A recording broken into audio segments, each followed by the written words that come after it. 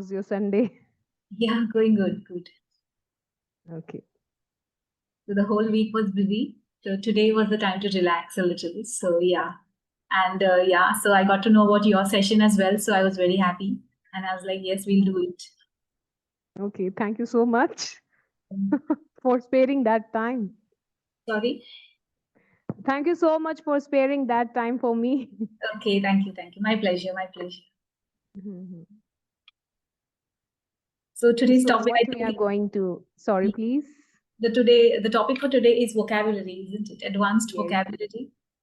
Yes, ma'am. Okay.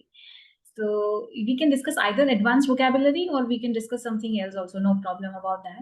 Oh, no, no. It's up to you. Whatever you want, whatever you like. First, let's start with some introduction because you are the new face to me. I don't know anything about you. Yes, yes, definitely. So yeah, myself Namrata, and I am teaching with clapingo. With I'm an English communication skills expert. So since the last 1 year, I'm with clapingo. But actually, my basic degree is of an engineer. I have done engineering, and post which I worked for 15 years with a manufacturing company.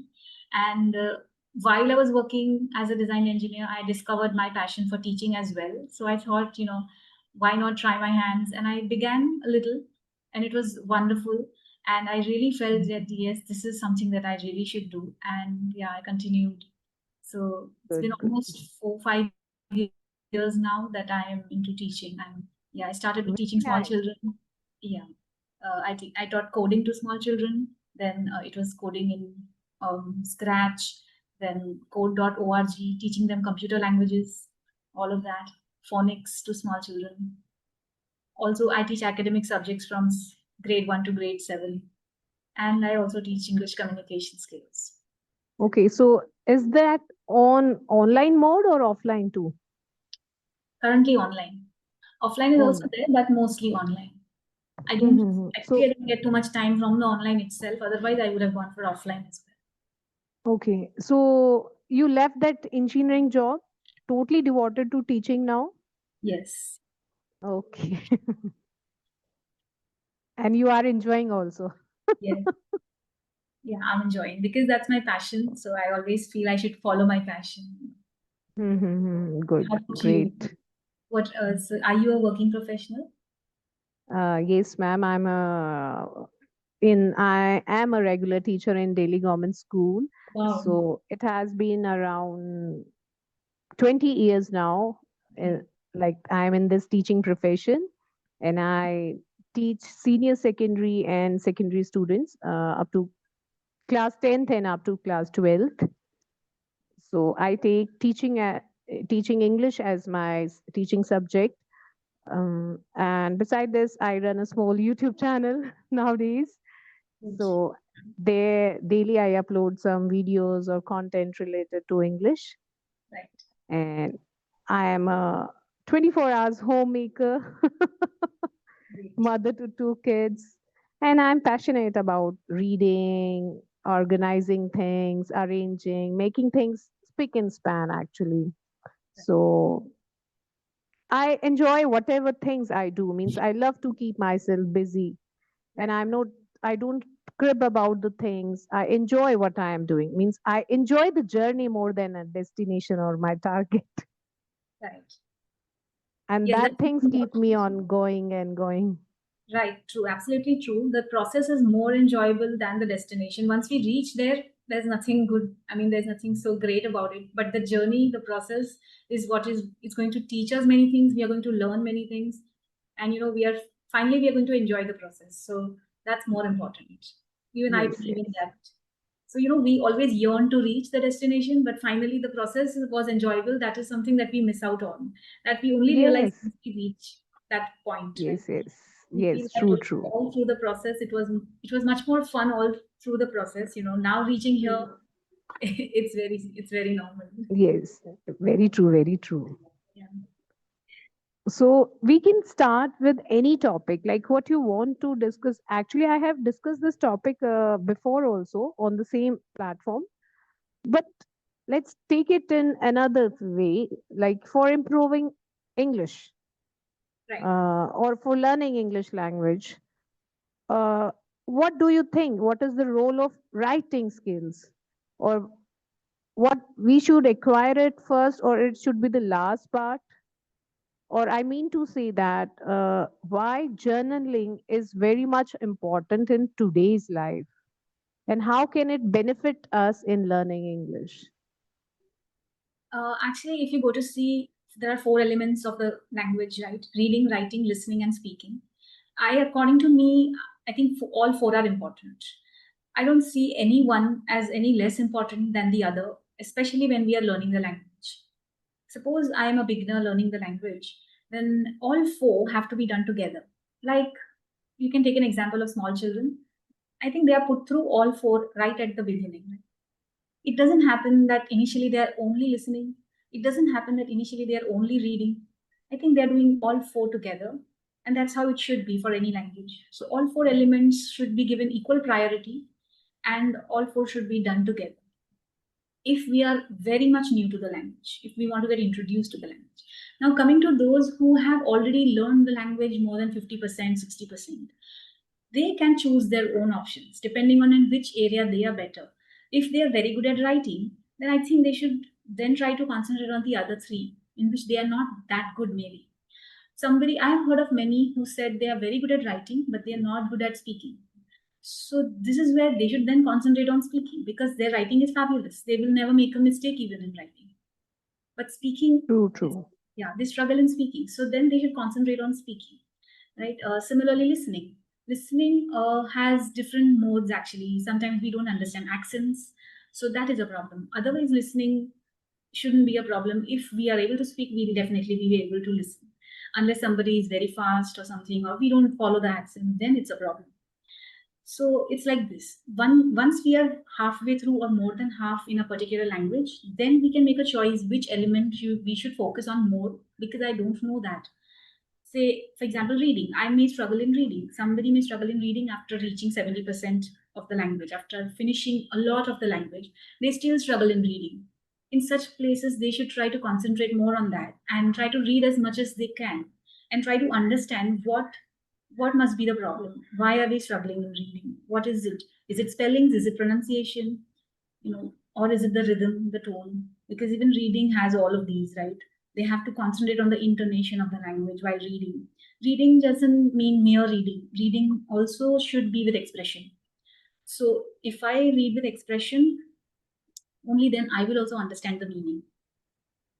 If Yes. I read a simple statement, I read a statement very simply without expression, I myself won't understand what I read. I'm just saying the words which I'm seeing, that's it. I'm not understanding what I read. So that is how reading is. So, yeah, for me, all four are important. And journaling, as you said, comes into picture when we trust our memory by writing more. So I've heard many saying that, when I write it down, I remember it. So yes, then journaling comes into picture, and that is the time when somebody should take to journaling. Otherwise, I would say, look, if you ask me, for me, if I look at something, I can remember. I need not write it. Suppose that's how it works for me. Then I don't think I should go for journaling. But yes, if you ask students who are studying, many students will tell you this that yeah, when we write it down, the answer, we remember it lots more. Yeah, because only listening to somebody, I might understand the answer. I even understood the concept, but when I actually write it down in my own words sometimes, then I think the concept becomes much clearer to me. I might remember it much better. So yes, for students, writing or journaling is a very, very good technique. For adults, I would say those who are professionals, we hardly get time actually. And nowadays, because of the digital world, we don't really, we have a long last, we don't have a very good relation with books and pens, we can't sit and write down. I literally have to search for a pen or a book, you have to write because everything is in the computer. So even making notes is in the computer. So for me, journaling is in the computer only, you can say that. So that way. So it depends on person to person. If you remember by writing down, then yes, journaling. If no, then you can trust your own intuition, your memory. How much you Hmm. remember.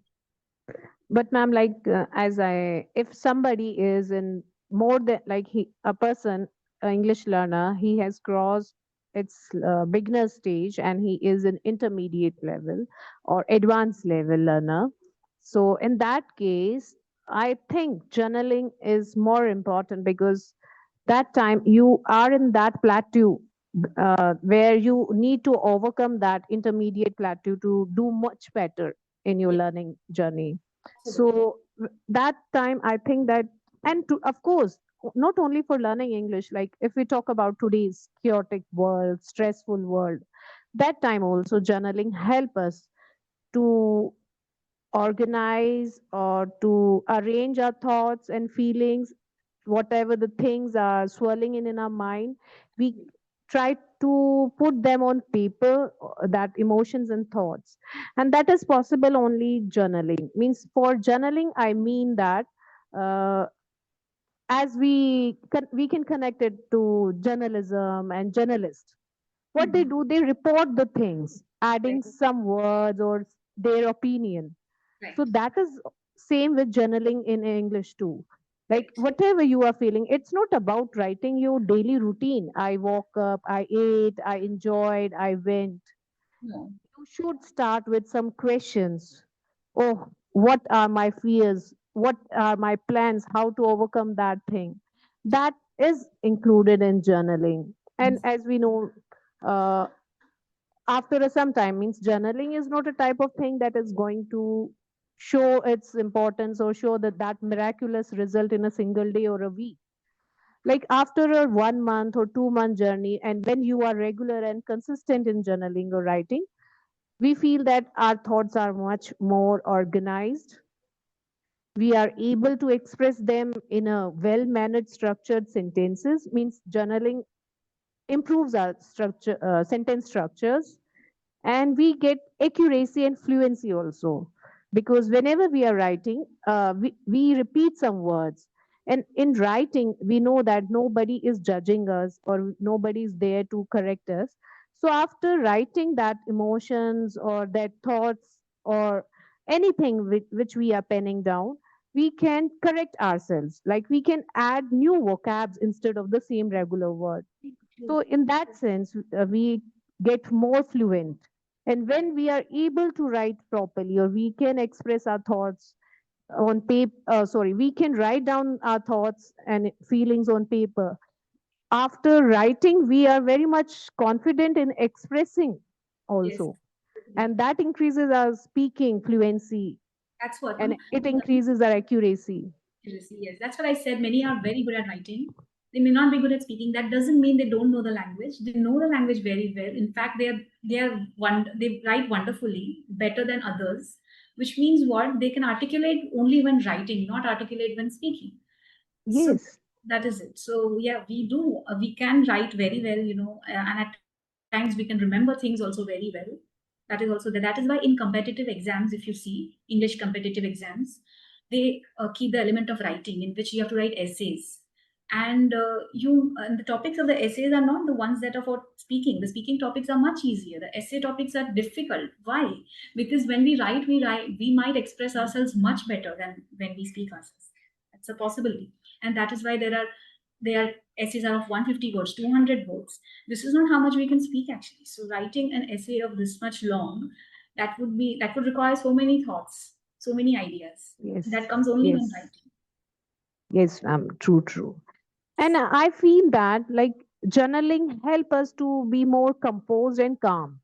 Like we are able to, introspect ourselves. We can dive deep into our inner self and we can learn, or we feel attached to our inner soul, what is lacking, what need to be improved, what need to be work on, how can I do this, what should I plan for that. Means we can set, we feel connected to ourselves, means I mean to say that. True, true. And journaling also helps us learn new words, especially when I come across a new word and I really don't know, I've heard it for the first time, I really want to use it. Then the first step is that I can note it down. I can note it down. I can see how is it written. Firstly, how is it spelled? How is it pronounced? Am I pronouncing it correctly? Am I spelling it rightly? Right. All of this done.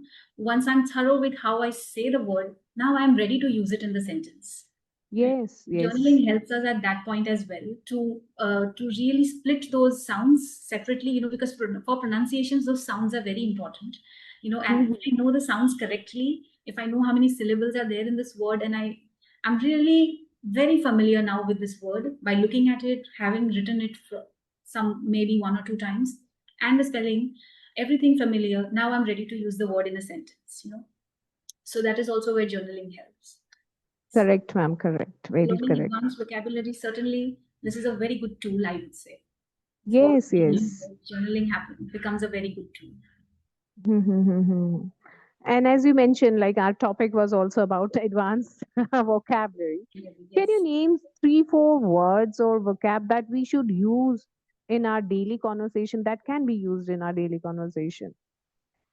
Yes, I'll just share it with you. Just a minute. Mm-hmm.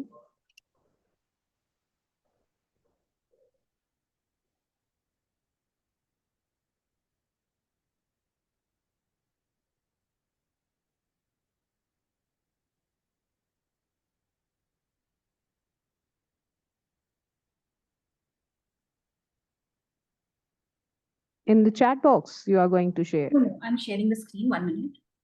Okay.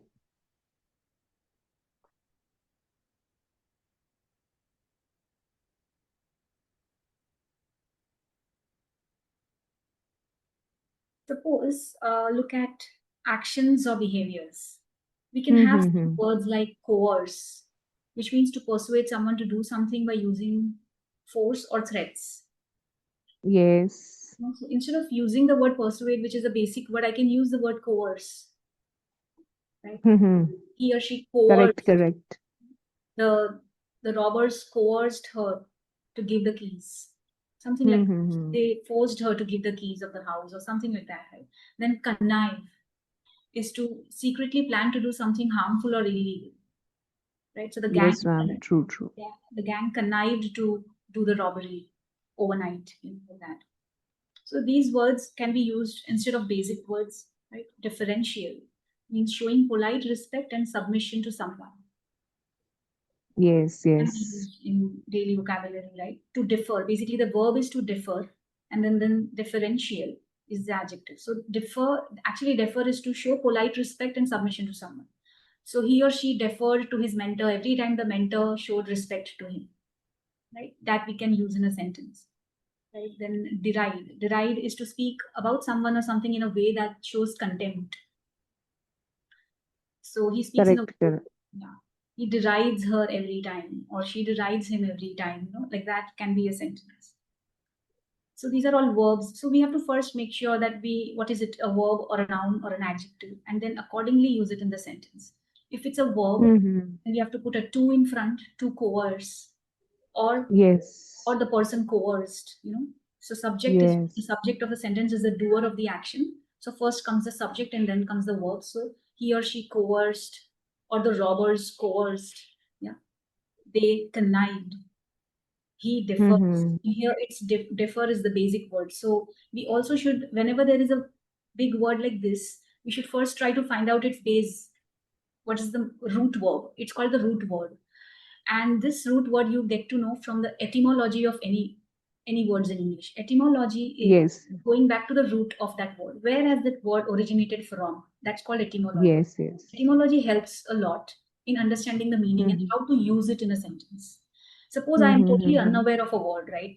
Suppose I come across a word which I just don't know, and I'm wondering, okay, I got this word, but how do I use it now? So etymology helps a lot. You get to go to the etymology of the word. That means just check where this word originated from, what was the root word initially, and how this root word came. So because every word in the language has come because of a reason, because it has a particular meaning, right? So suppose differential, I don't know what differential means, how to use it, then I'll go to the root word. I will check how it came into existence, what was the reason, what was the meaning of the first word which was used, and then I can start using that word in my sentence. Exactly, ma'am.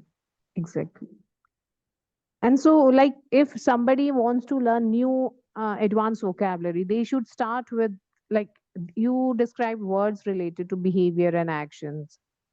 Yes. So, if I want to learn about describing a person personality, Right. So we should go for that. Means we should learn words in context, in situation, according to the situation.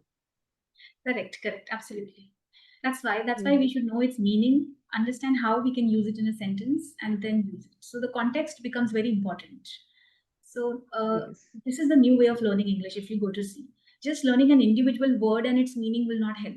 Learning the context will help me a lot. So that is why the concept of learning phrases has come.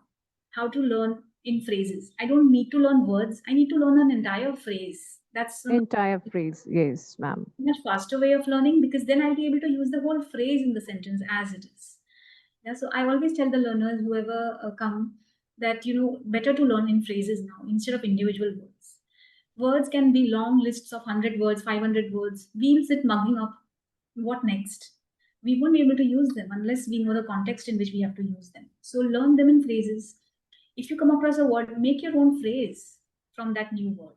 And remember the phrase instead of the word, because word will be forgotten, but the phrase cannot be forgotten because it has a context. It has an entire meaning. Mhm. Like the word differential, I might forget because I don't have the context with me right now. But right now, if I had that word in a context and I had learned the entire phrase, I'll not forget it. Because Yes, ma'am. Yes, that's true. how our mind works. The way in which we memorize a word in the phrase is much better than the way in which we memorize a word alone individually. So that memory is really short, but this memory is really good because we remember the context much better.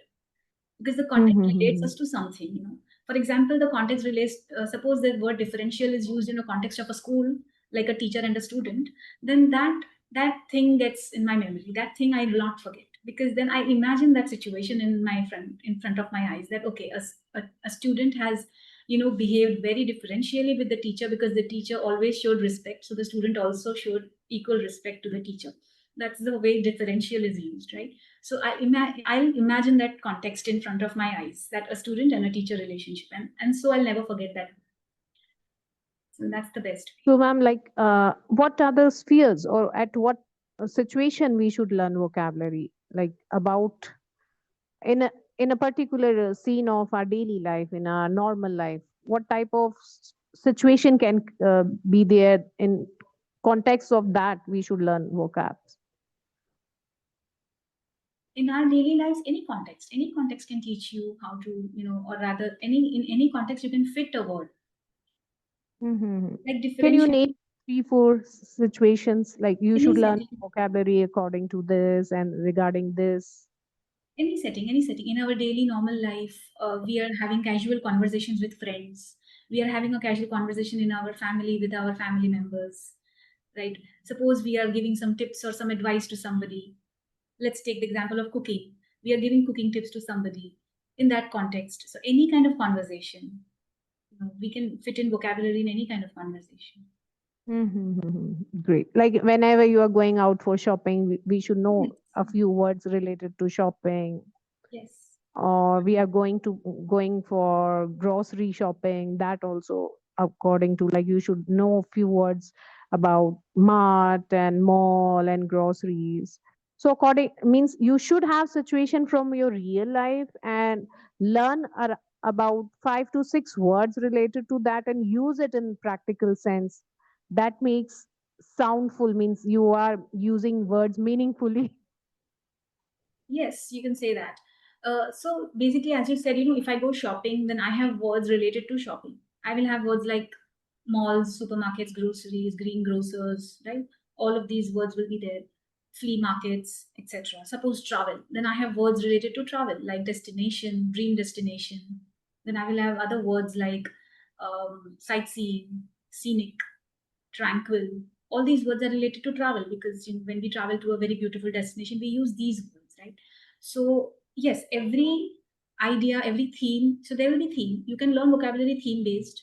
So now I get your question that you're asking what theme should we keep, to learn a vocabulary. So yeah, Yes. that's a good way of learning vocabulary. Keep a theme. Theme could be anything: travel, food, uh, shopping, goals, ambitions. Just now we saw one theme was appearance, sorry, behaviors. Yeah, so then we have, similarly we have appearance, so we have some vocabulary related to appearances. right? So Mm-hmm. we can learn theme-based also vocabulary. Another way of a Mm-hmm. vocabulary best is to read stories, read news articles. That is the best way to learn vocabulary. So Yes, yes. And it is not easy to learn thousands or hundreds of words in a day. So we should take learning in small chunks. yes, Set absolutely small target, like learn 3 words only in a day, 2 words at least in a day, but be consistent in learning. right. True. Right. Thank you so much, ma'am. It's my pleasure, and I feel that I have used my time by talking to you. Such a nice tutor, and you have My pleasure. given me insight about all type of vocabulary, and we discuss about journaling also. So I feel that I should connect with you again in future to discuss some topics related to English. Certainly. My pleasure and privilege always. And yes, so I always believe that, if I know something, I always give it to somebody, and that's the biggest satisfaction. So Yes, if I know something, first thing is I share it. So yes, what yes, what better platform can it be than this to share our insights, our knowledge. So thank you yes. so much also for your time. And you are so soft spoken, so polite. Thank you once again. Thank you. Mhm. Thank you so much, ma'am. Thank you. Bye bye. Have a nice day, ma'am. Goodbye. Bye bye. Have a nice day.